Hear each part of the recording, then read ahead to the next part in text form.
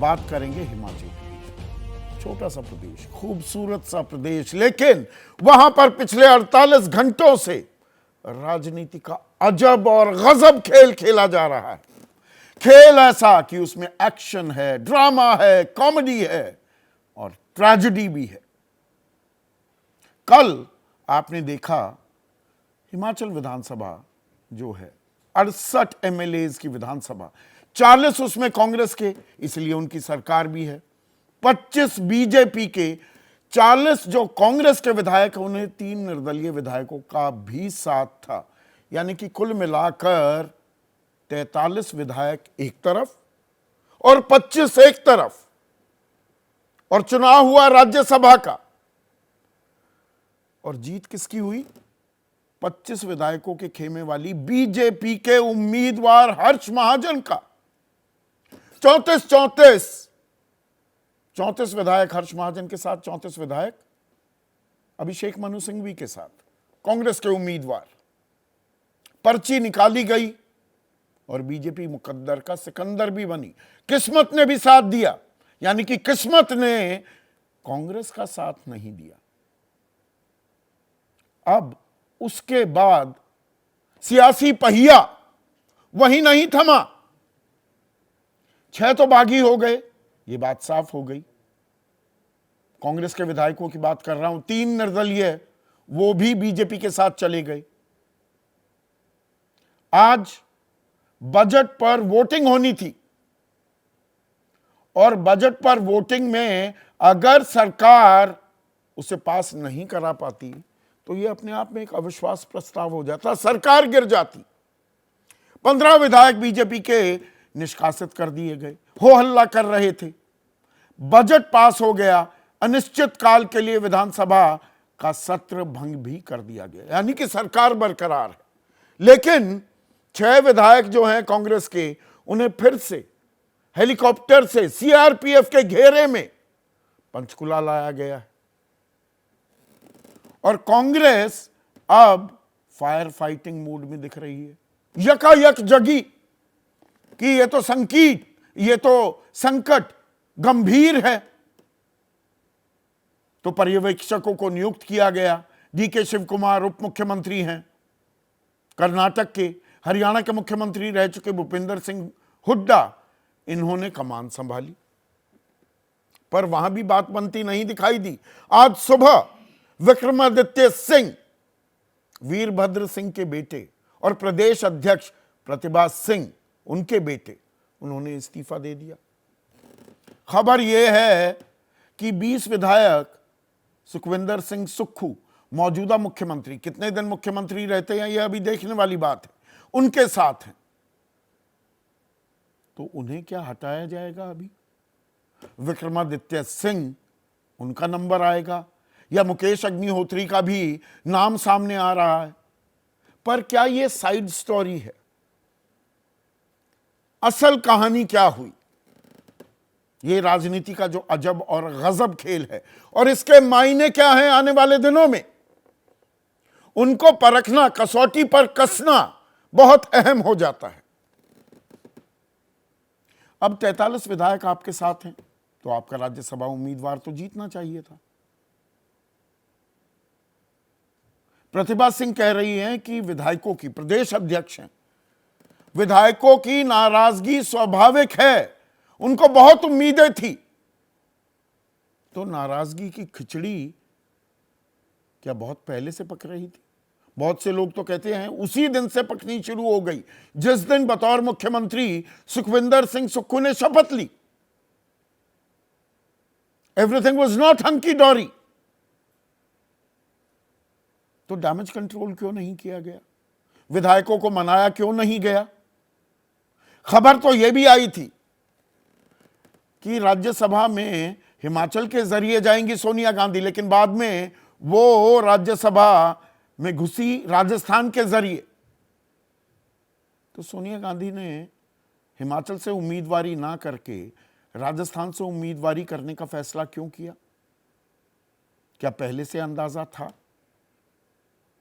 सुखविंदर सिंह सुक्खू क्या कुछ लोगों के घेरे में ही फंसे हुए हैं? और विधायकों की बात नहीं सुनते। कल सुखविंदर सिंह सुक्खू कह रहे थे राज्यसभा चुनाव से पहले, हमने व्हिप जारी कर दी है। अब वो तो मुख्यमंत्री हैं, राजनीतिक परंपराओं और कानूनों का उनको ज्ञान होना चाहिए। विधानसभा के पटल पर तो व्हिप जारी हो सकती है, लेकिन राज्यसभा के चुनाव में नहीं हो सकती।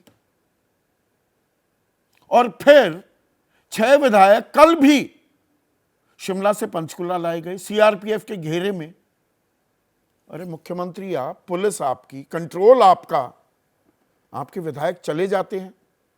और वो आरोप लगा रहे थे बीजेपी पर कि हमारे विधायक किडनैप कर लिए। अरे सूबे का मुख्यमंत्री कौन है? आप हैं।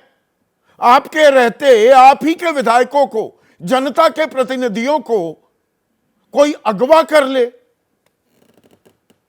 यह आपने कैसे होने दिया? सीआरपीएफ के घेरे में जा रहे हैं। डीजीपी क्या आपको इत्तला या आपको जानकारी नहीं दे रहे थे? यह अपने आप में कुछ ऐसे सवाल हैं जिनको लेकर कांग्रेस को अपने गिरेबान में झांकना तो होगा ही होगा। और यह पहली दफा नहीं है कि कांग्रेस में सेंधमारी की कोशिश की गई। 2022 में महाराष्ट्र में हुआ, मध्य प्रदेश 2020 ज्योतिरादित्य विधायकों के साथ निकल लिए। उससे पहले कर्नाटक में 17 विधायक जेडीएस और कांग्रेस के बीजेपी के साथ चले गए थे। अरुणाचल में ऐसा हुआ, पुडुचेरी में ऐसा हुआ। तो वो कहते हैं दूध का जला छाछ भी फूक फूक कर पीता है, लेकिन छाछ भी क्या कांग्रेस गटक रही है? और इससे संदेश क्या जाता है? अपना घर संभाल नहीं पा रही है कांग्रेस, देश कैसे संभालेगी? वो नैरेटिव भी बिल्ड किया जा रहा है क्या? ये तो एक तस्वीर हो गई, लेकिन दूसरी तस्वीर को भी हम नजरअंदाज नहीं कर सकते हैं। जब आपके पास 25 विधायक हैं, मैं बीजेपी की अब बात कर रहा हूं, तो आपने एक और उम्मीदवार किस बिना पर उतारा? कि अंतरात्मा की आवाज जाग जाएगी, उठेगी, अंतरात्मा जाग जाएगी विधायकों की? या ऑपरेशन लोटस प्लान किया गया था, विधायकों से लगातार संपर्क साधा जा रहा था और इसीलिए 25 बनाम 43 की लड़ाई में आपने हर्ष महाजन को उतार दिया। वो जीत भी गए, पर यहां पर नैतिकता का सवाल आ जाता है।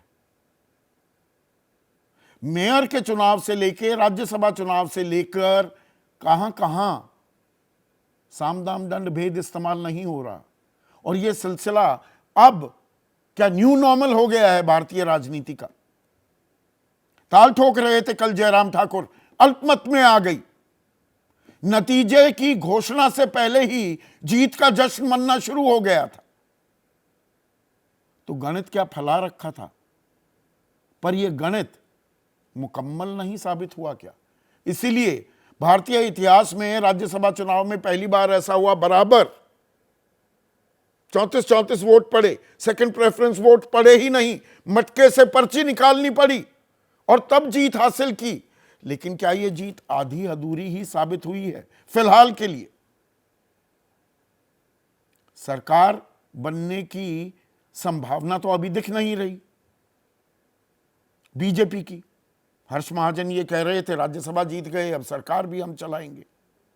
और इसमें गणित भी बड़ा सीधा और सरल है। 68 की विधानसभा है, जैसा मैंने आपको पहले बताया। 6 विधायकों को अभी उनसे मुलाकातें चल रही हैं, डीके शिव कुमार और भूपेंद्र सिंह हुड्डा मुलाकातें कर रहे हैं। पर फर्ज की कर लीजिए कि इनको पार्टी से निकाल भी दिया जाता है, तो सदन की स्ट्रेंथ वो 62 पर आ जाएगी, तो 33 का आंकड़ा होगा,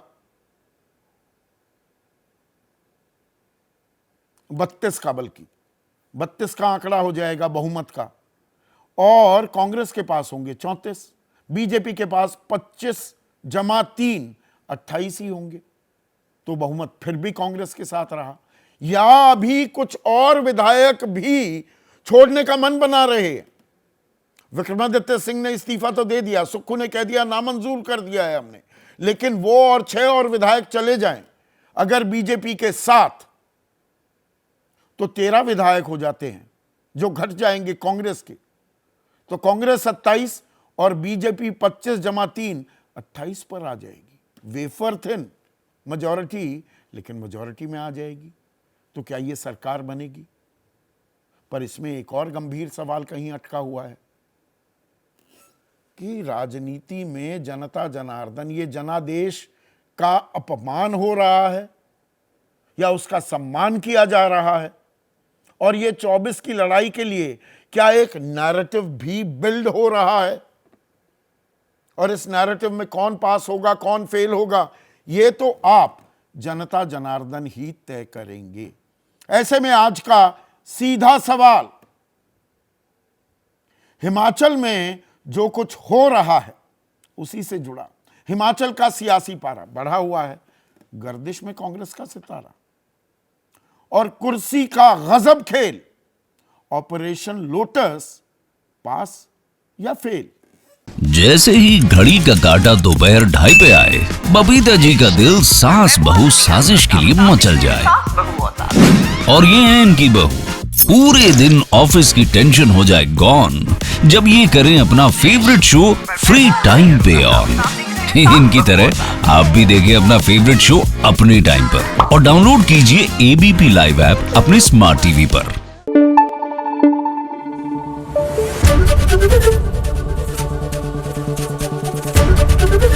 एबीपी न्यूज आपको रखे आगे।